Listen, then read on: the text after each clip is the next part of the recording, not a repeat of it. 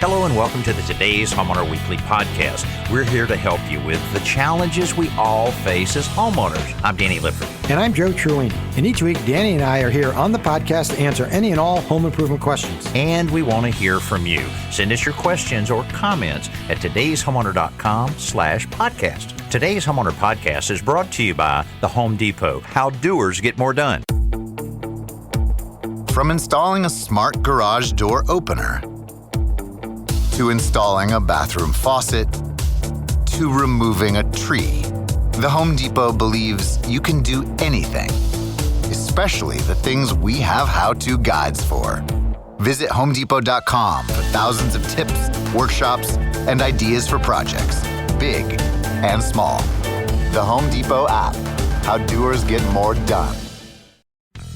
This week we look at concrete expansion joints. Why are they there? And what can you do to make them look a little better once they've deteriorated a little bit? Also, we're going to share with you some ideas on how to brighten up that dark paneling or cabinetry that you may have in your house.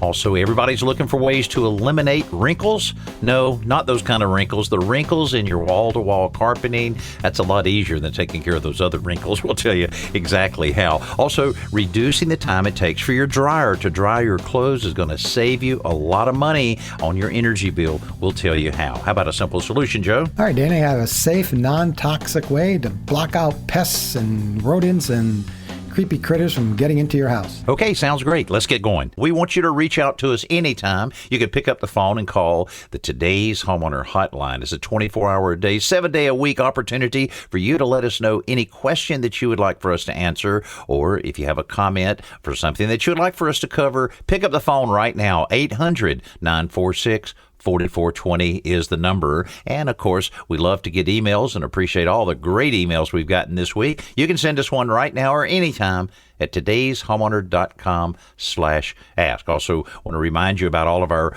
opportunities on social media. I mean, go to the Today's Homeowner Facebook page. Man, there's a lot going on there. A lot of posting taking place every single day on all kinds of information that you can use at your house. Also, check out Pinterest. We're scoring some unbelievable record numbers on people that are visiting us and seeing some of our ideas on Pinterest, Instagram, and of course, if you would like to send me a message through Twitter, you can do so at Danny Lipford. Joe, you know, a lot of buzz been happening around here. I'm telling you, when we found out just a couple days ago that the Today's Homeowner television show has been nominated for a national Emmy Award, yes, the champagne corks were popping all over town. That's amazing. And this is not the first Emmy nomination you've received. No, that's right. Correct? No, this is our second time having an opportunity to win this national award, and we're looking forward to heading out to, it's in Pasadena, California this year. That's beautiful. Yeah, it's going to be a nice little, so we'll probably add a couple days here and there.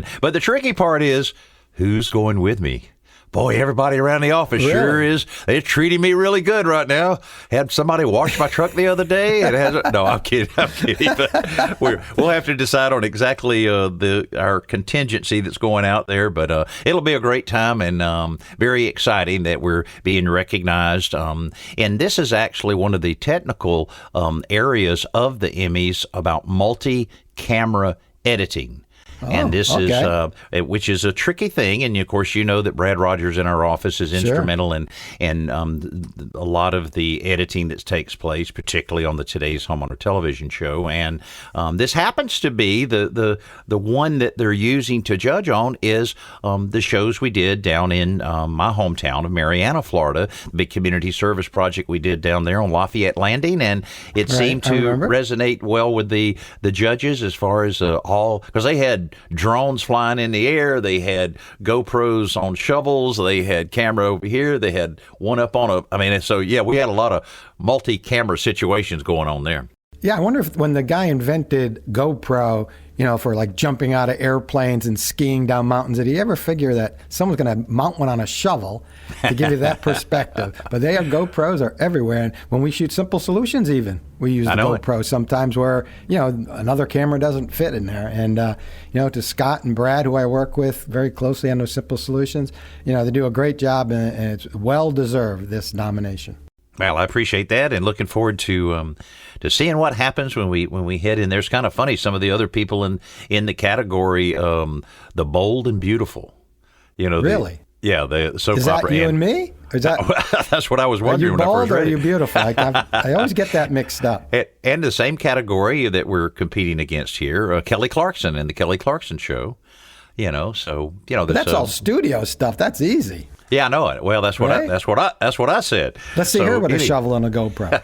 That's right. So we'll see what happens on that. But very proud of a good bump in our road here in a good way. So we'll keep you posted on exactly what happens with that Emmy nomination. One other thing we're doing this week and each week for the next 3 weeks is a simple giveaway for Joe's phenomenally successful shed book. And all you have to do is go to todayshomeowner.com and then go to the radio page, and right on the page there you'll have an opportunity to win, and you can enter as many times as you like, and we'll be giving one away each week starting next week. Joe, first of all, this is the time of the year where a lot of people are exploring ways to deal with all the stuff they've accumulated. Certainly organizing the garage is a big thing right now, trying to figure out ways of utilizing the space that you have, but a lot of times it just comes down to you've got to have that outbuilding. And in many cases, it makes a lot of sense because there's a lot of things that can be stored in a storage building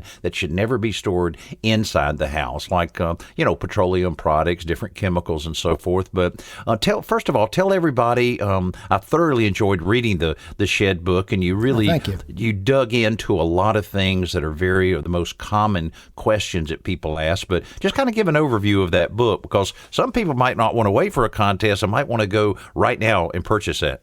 Oh, that's great. Thank you. Yeah, well, first, the publisher and I spent a lot of time trying to come up with the title that would be the best for this book. And this book is a DIY book for people who want to build their own sheds. So we came up with a title after much discussion. It's called Building Sheds. So there's no confusion on the content found within the pages here.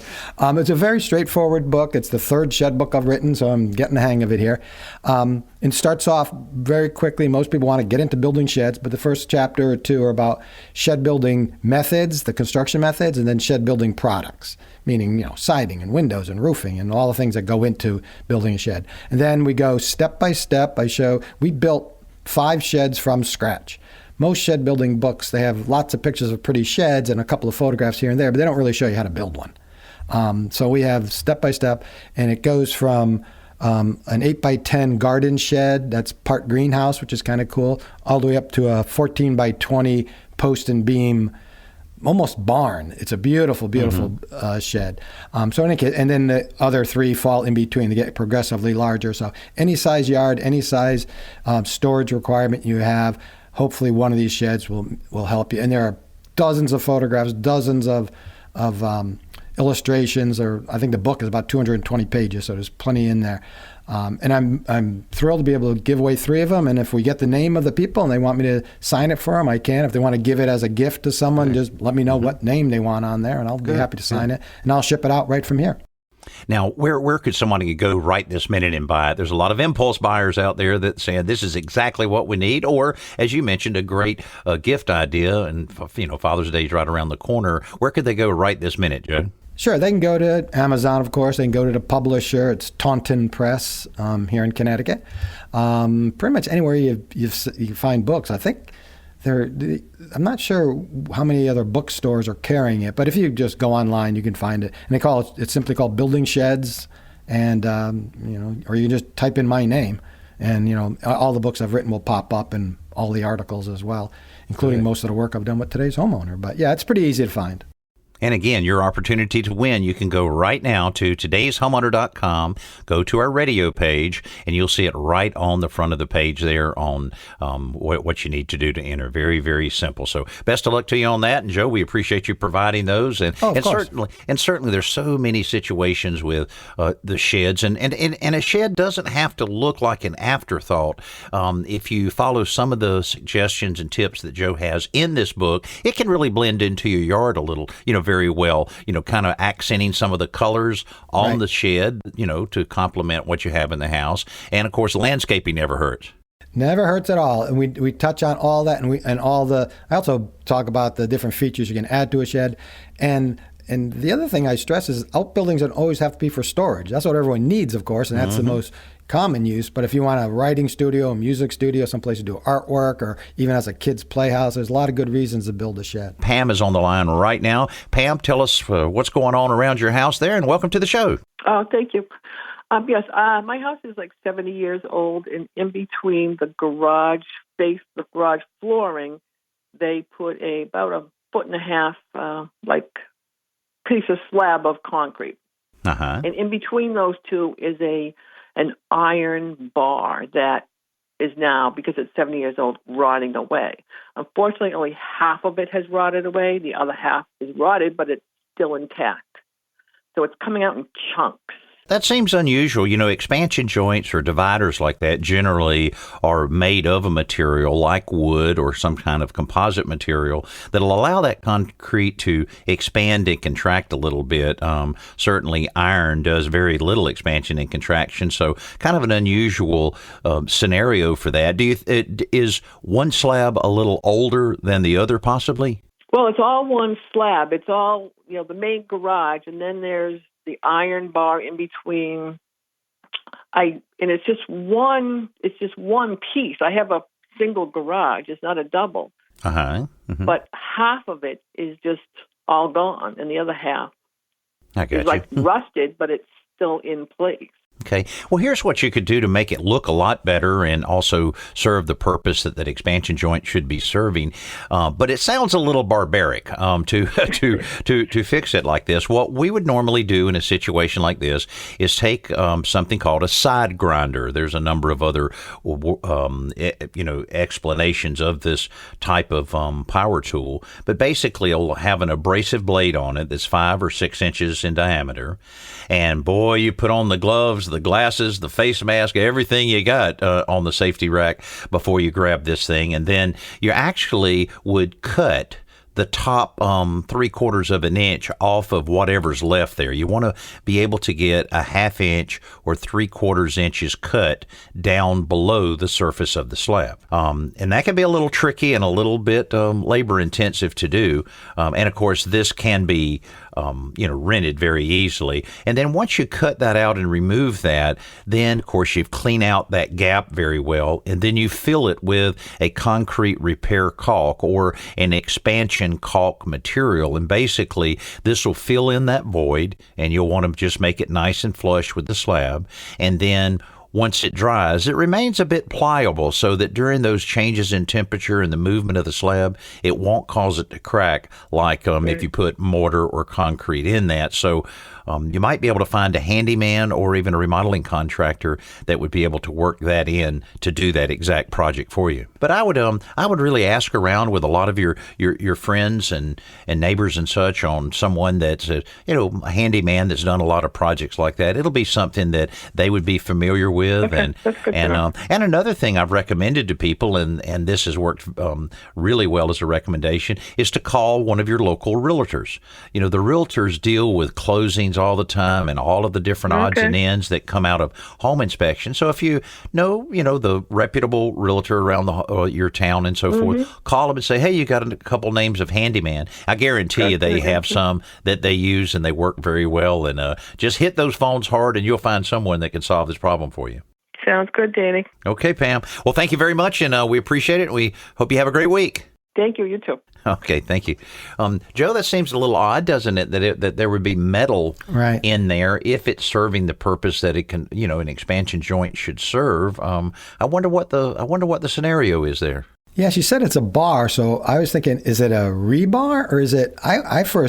She first mentioned, I thought it was like a flat piece of steel that they put vertically, like you'd see on the edge of a lawn or something. That's the first thing I thought about. Why it's there, Yeah, maybe it seems like it should be an expansion material, not a piece of steel, but maybe that's what it is. But yeah, you're going to have to just cut it out. I mean, you don't want to just wait till it all rots out. So yeah, I would just cut it out as much as you can and fill it with caulk. I mean, that's about all you can do. Sure.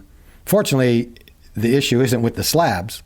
So that's good. It's just with the expansion in between. Yeah, exactly. Yeah, there's not cracking out in the middle there, so it must be doing its job and not having any cracks elsewhere. Now the same goes if you have a wood expansion joint or if you have some of the old tar expansion material that might be deteriorating. It's the same thing. Use whatever tool necessary to cut it down to where it's about a half inch below the surface of the concrete.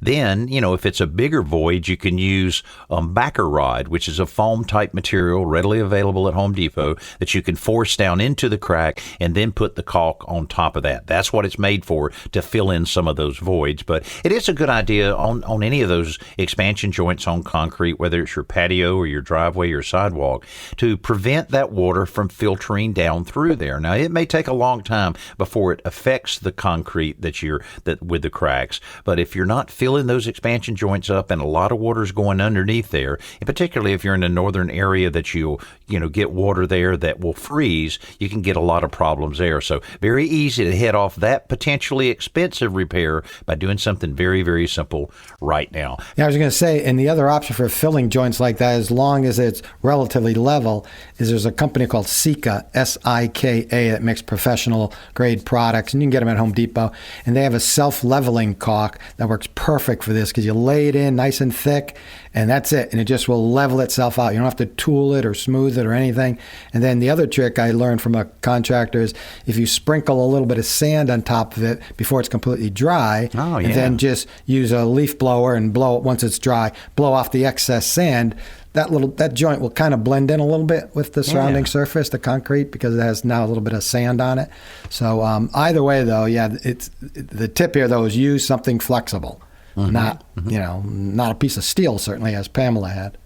Yeah, that's great, and you can actually use some of the playground sand that's already filtered and clean and just sprinkle it across the top there. I like that idea, to make it blend in as much as you possibly can. Hey, we're going to grab an email right now, and we'd love to get your email question. You can do so by going to todayshomeowner.com/ask. This came in from Mary in Illinois. How do I stretch wall-to-wall carpeting to eliminate a large wrinkle I have in the middle of my dining room, actually living room? So well, I'll tell you, we've done this quite a bit, and boy, what a unique tool a knee kicker is. Have you used a knee kicker very much, Joe? As little as I possibly can. Man, oh man. I still enjoy walking. Yeah, I said the word barbaric earlier. That falls right into that category. Basically, this is it's about, I would say, about 18 inches to 2 foot long. It has a pad that you use to kick your knee into it. On the other end, it has a pretty aggressive grip. It looks like a bear paw. Not that I've seen a lot of bear paws, but just imagine what they would look like. That's a good description. Yeah, that's exactly right. And you're basically using it to grip the carpet as you're crawling around on the floor, and you're kicking it with your knee. That puts a tremendous amount of force for that carpet to stretch. Now, if you're not a real strong do-it-yourselfer, this is one that's very easy to have. The local carpet installer, you can get one of the installer's names by, calling one of the flooring supply companies there, and let them basically do just a little service call to drop by. They also have the power stretcher that can really get it tight. Yeah, I was going to suggest, if you can't get the kicker, or you don't feel like using that knee kicker, they have a power stretcher, which is a long bar that braces up against one end, and it sticks to the carpet, and you just pump this handle up and down, and it stretches it. And what you want to do before you do any of this is pull the edge of the carpet up off of the tack strip around the perimeter of the room, so that it can move forward, because what you're going to end up with is excess carpet you're going to have to trim away, and then tap it back down onto that tack strip. And the other thing you may find is wrinkled areas tend to collect more dirt and dust than flat areas. So when you stretch it out, you'll probably see a dusty, dirty spot where you had smoothed out that wrinkle. So you'll have to probably shampoo that area, in which case you might as well shampoo the whole rug. And that's one of the advantages of tightening up the carpet. It makes it a lot easier to keep it nice and clean.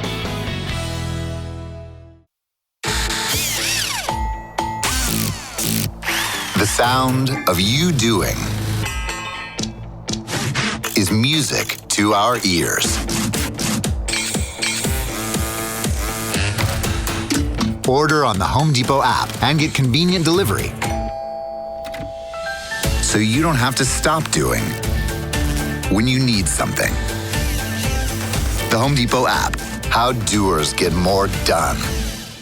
I want to quickly remind you about the MRA landing page that we have. This is a special area on Today's Homeowner. It's at todayshomeowner.com/metal roofing.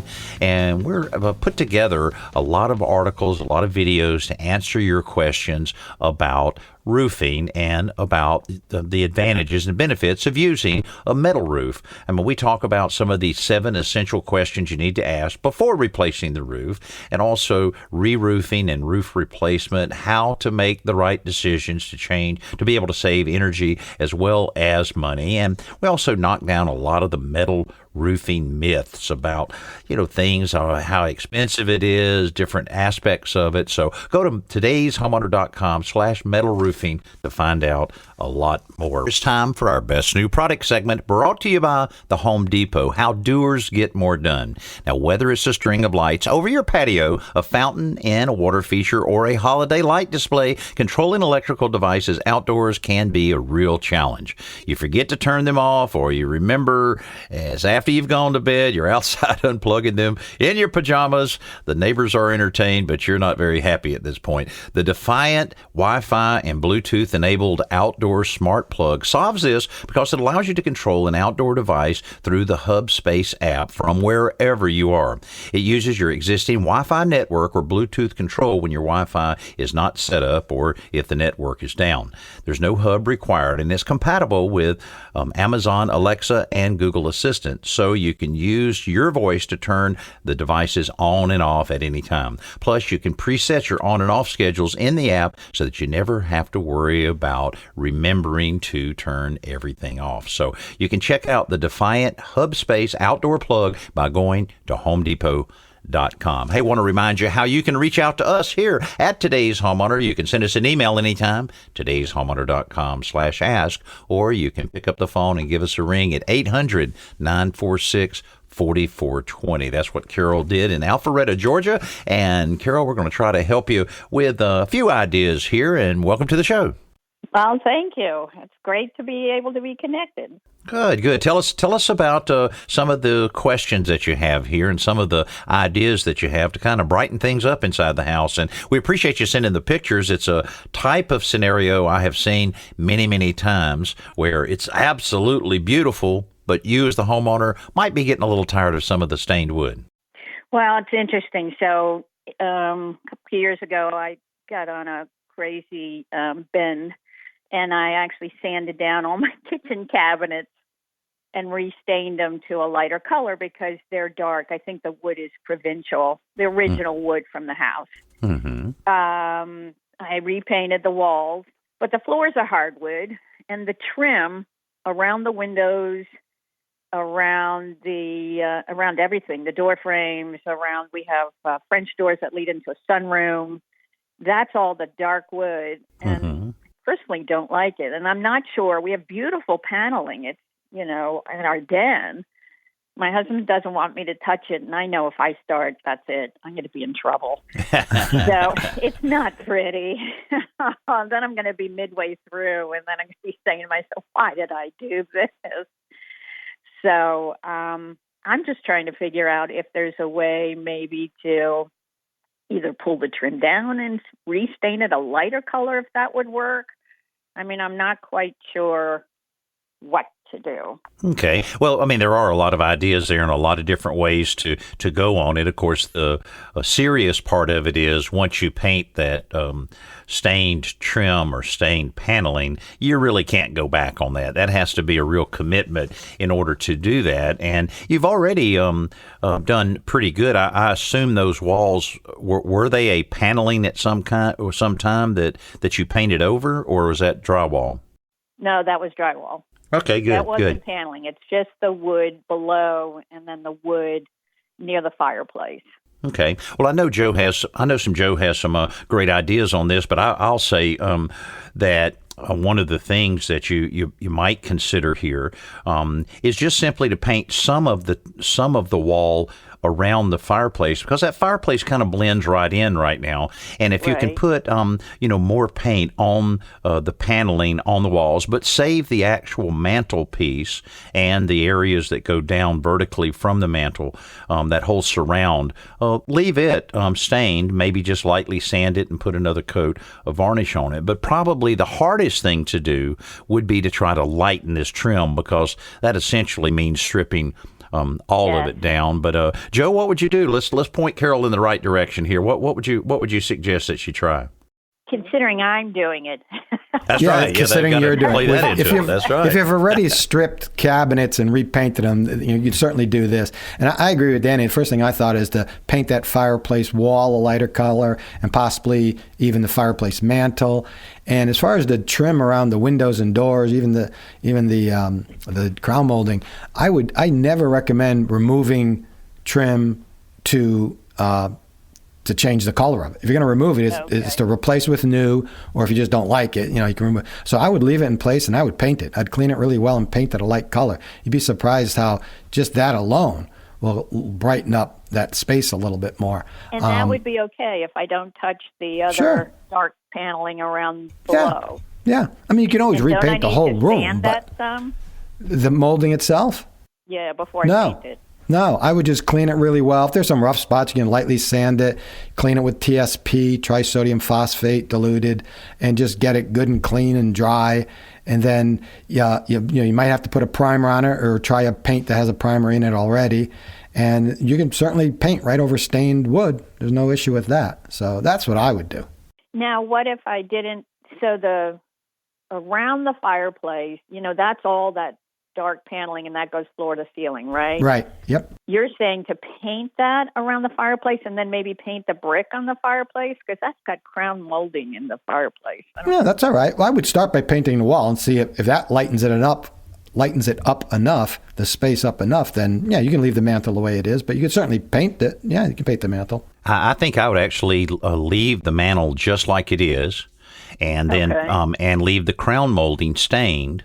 And then just paint everything else between the crown, and go ahead and leave your base molding stain, and just paint that. It will make such a difference. And whether you paint it the same color as the adjacent walls, or just have an accent wall there as a different color, you'll immediately, the whole room will be affected by that somewhat easy process. And then later on, if you see, okay, now we might want to paint the mantle, but I think that mantle and the wraparound mantle looks so nice. I think it's going to look even better once you have paint on either side of it and above it. Interesting. What about the brick? The brick, I would wait and see what it looks like afterwards, but it's very easy to whitewash the brick to brighten it up. You can paint it, any kind of color that you may want will certainly make a big difference. Or you might even decide to cover over it with some type of marble, granite, ceramic, porcelain, a lot of different options that you can do there, again, to put a little bit of an accent. Because no matter what you do, that fireplace is going to be the focal point of that room. You might as well let it stand on its own. Okay. Well, that sounds good.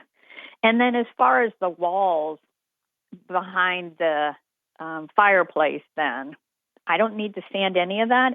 I would just need to clean it and let it dry, and then. Well, it's always good to lightly sand it, or use a material called liquid sandpaper that'll allow you to etch it just a little bit. But since it's such a small area, it shouldn't be that much of a problem. And to also make sure that your husband's okay with it, go ahead and put a nice portrait of your husband right above the mantel there. Put a nice little light on it, and see that will smooth everything over, and you won't have to call the marriage counselor. So there you go. All right. well, Carol, thanks so much for being with us on this week's show. Thank you so much for all your suggestions. I greatly appreciate it. Oh, our pleasure. And if you need us along the way, let us know. You know how to get in touch with us. Let's get another one of the calls that came in on the hotline this week. Hi, my name's Art. I'm calling from Colorado, and I'm asking about installing a vent for a gas clothes dryer going through the roof. I've looked at the building code. I know a little bit about that, but I really would like some help in regards to that, as to how effective is it? How do I make it easy to clean and prevent fires. It's very expensive to have a contractor do it. Thanks. Okay, all right. Well, I'll tell you what, I had a situation in my previous house that, boy, I improved drastically.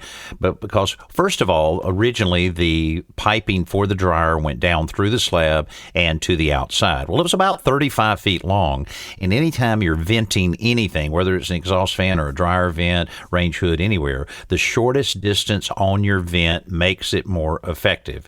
So in this situation, if going vertically through the roof is your shortest way to go, here's what I would recommend is an inline dryer vent booster. An inline dryer vent booster.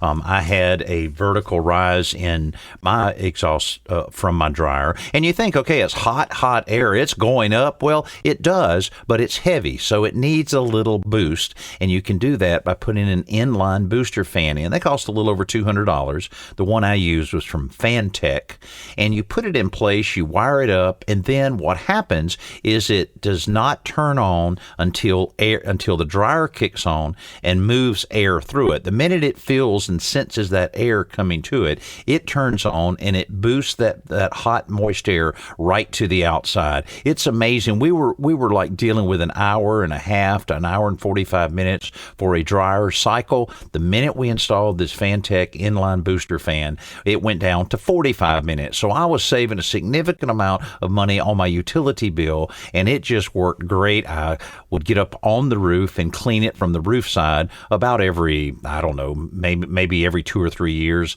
And it would have a fair amount of lint in it, but it really did make a big difference in that. It really worked well. The only other thing I would suggest to Art is whenever you're running a closed dryer vent through the roof, the hood that you put on the outside, the vent hood, is really important. And most roofers recommend one by a company called, I think it's called Dryer Jack.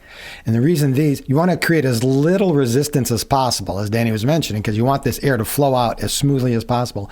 And almost all roof vents are kind of either squared off or they're peaked, but the Dryer Jack is curved. Not only is the hood itself curved, but the damper inside is curved, so everything flows with the air, and it creates much less resistance than almost any other one. So pay the extra money and get one of these Dryer Jack vent hoods.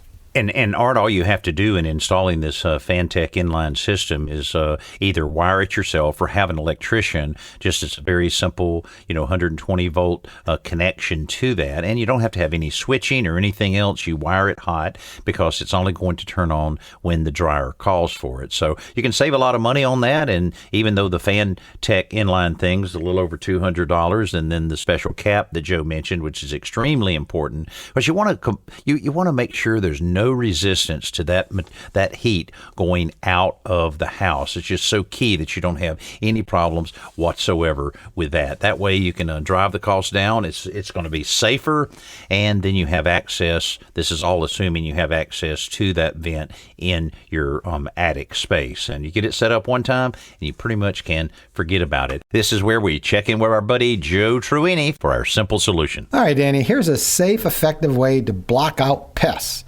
And by safe, I mean non-toxic, all right? So, any kind of crack or hole you have around your house, you'd be surprised how little critters and certainly creepy crawlies, bugs, and spiders can get in, and then you'll find them in your house. So first, what you want to do is stuff some stainless steel wool into the holes. These are they're often sold as pot scrubbers. You can get them at the dollar store or hardware stores, and they look like little Brillo pads, but they're really springy, and they're made out of stainless steel, which is important because if you just use like anything made out of iron or metal, it'll rust away. So you take them, stretch them out, and stuff them at the hole. Usually 2 or 3 is enough to fill most holes, and set it in, at least an inch or 2. And then spray in some expanding foam sealant. Only instead of using regular expanding foam, you can actually buy pest-blocking foam. It's specially made to deter rodents and other critters because the foam contains capsaicin, which is the ingredient that makes hot peppers hot. So what happens is you put in the steel wool, then you spray this foam over it, this pest-blocking foam. If a mouse or something like that tries to eat through the foam, they'll get deterred by the hot taste. And if for some reason they like the hot taste and they keep going, they'll eventually hit the stainless steel, which they will not be able to chew through. So that's the tip. And in fact, if you go to today'shomeowner.com/simple solutions right now, you can see a video of me using this tip to seal up around, I believe it was an air conditioning line, where an air conditioning line goes into a home, and the hole is quite a bit bigger than the line, which was the problem. And the homeowner had filled it with regular expanding foam and discovered that some little critter came and ate his way right through the foam and right into the house. So I dug out all that foam and what was left of it, and then you'll see I make that repair with the tip I just gave.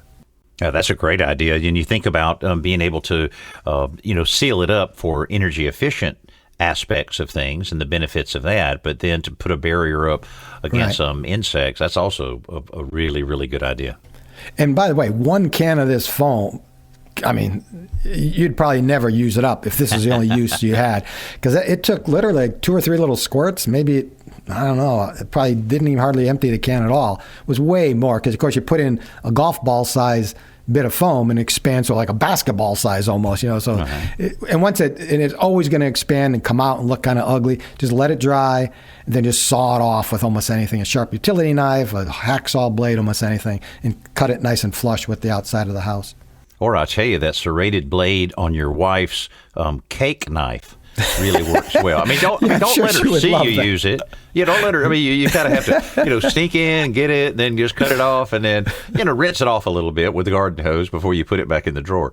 But then say, honey, I saw this was left out. Are you making me a cake? Right. So no, of course not. That works out great. Hey, let's get right to an email here. If you'd like to send us one, do so today. today'shomeowner.com/ask is where to go. This came in from Nashville, from Kevin. Boy, we've got a lot of listeners and a lot of viewers there that watch our show and listen to our show in and around the Nashville area. And Kevin says, I'm getting ready to build a privacy fence around my backyard, and I'm getting all kinds of mixed information on how to set the fence post. I've seen people just mix the concrete in the post hole, but my neighbor says that makes the concrete weaker. Boy, those neighbors, they're always ready with an opinion. So he says I shouldn't do it this way, which is it? I want to do it right. I'd like to make it as simple as possible. Well, I'll tell you, Kevin, both of you are right in one way. There are certain concrete mixes that you should mix in a wheelbarrow and then pour in the hole. But, most concrete mix, is not designed to be mixed in the hole that way, but it's a good idea if you want the maximum strength. However, there is one type of concrete that we've used a lot from Quikrete. It's the fast setting concrete mix that's in the red bag, and it's made exactly for the job you're talking about. Once you plumb the post in the hole just like you want it, all you have to do is to pour the red bag mix into the hole and then top it off with, and this is a key part of it, the appropriate amount of water per the instructions on the bag. That's the key thing, is to spread that water around evenly and make sure you're using the right amount. And depending on the temperatures, within about 20 to 40 minutes, the concrete's dry enough to hold the post still. Within a few hours, it'll be completely set. So, when I've built a lot of fences over the years, and when you have a situation like this, you can go along and set all of your posts, regardless of how many you're setting, and then just use some type of scrap wood to, make sure that they stay nice and plumb and right where you want them. And then by the time you get to the end of your fence, you can go right back pretty much and start putting your stringers up so that you can essentially finish the fencing job in one day instead of having to, like the old days, set the fence post and then come back. So that should help you on that project. And privacy fence can make a big difference in the overall look of your yard. And when you're putting in a new fence, something we always recommend is fill up the concrete up, as high as you need to, close to the ground. Don't overfill it, but fill it up like within 2 inches or so of the ground. And then cut out a nice circle around the grass and put in either mulch or even better, some gravel. Because if you don't, and you come by with your weed whacker, to trim the grass, you're going to cut up those posts. I saw a post the other day. I'm not sure what was holding it up. It seemed like it was a 4x4. It looked like beavers had gotten to it. There was a very narrow section, might have been like a 1-inch square of wood holding up the post. You'd think when you're cut about halfway through, you'd stop hitting it with the string trimmer. But so the idea is if you put gravel around there, there's no reason to trim the grass because it won't grow that far. So that's the other tip when you're putting up a fence post or even a deck post. Now it's time for our podcast question of the week. Hey, we'd love to get a question from you. You can do so by going to todayshomeowner.com/podcast. This came in from Topeka, Kansas. Kevin asked, "Hi, Danny. We're converting our 2-car garage into a family room. I'm planning to install vinyl plank flooring over the concrete slab floor. The problem is the slab is a little wavy and uneven. What's the best way to level the surface for the new vinyl flooring? Thanks for any suggestions." Joe, when I think about something like this, of course, we talk about the self-leveling different materials that are available, that you mix it according to the directions, and then you essentially have it in a 5-gallon bucket. You just pour it out, and it pretty much just levels right out if you follow instructions and have it at the right consistency. Exactly. My only concern on something like a garage is that if it was done right originally, the floor is not flat and level right now. It has a little bit of a grade toward the doors to allow any water that, might get in there to roll right out where the doors are. So that would be my concern about recommending that. What would you recommend? Do you think just a traditional floor patch compound that you would apply with a trowel that takes a little skill, or do you think he should maybe put just let's call it a form board right at the doorway and then try putting the self-leveler in? What do you think? Yeah, the only reason I wouldn't suggest the patching compound is you'd have to go and patch you have to find all these points. If you knew there was one place where it was low, you could fill it. So I was thinking the same thing, to use it's just called self-leveling underlayment, which is a super thin cement, for lack of a better word, and it's meant for self-leveling. It's maybe like a thick milkshake, even thinner than that, so it levels itself out. And as far as the pitch of the floor going out, when it was a garage, but I assume since it's now a family room, they built a wall there where there used to be doors, so there should be a wall. And so the sill plate, not the sill plate, but the bottom plate, sole plate of the wall would hold this in. And this is the one I've used is from Custom Building Products, and it's called Level Quick RS. And the RS is the important part.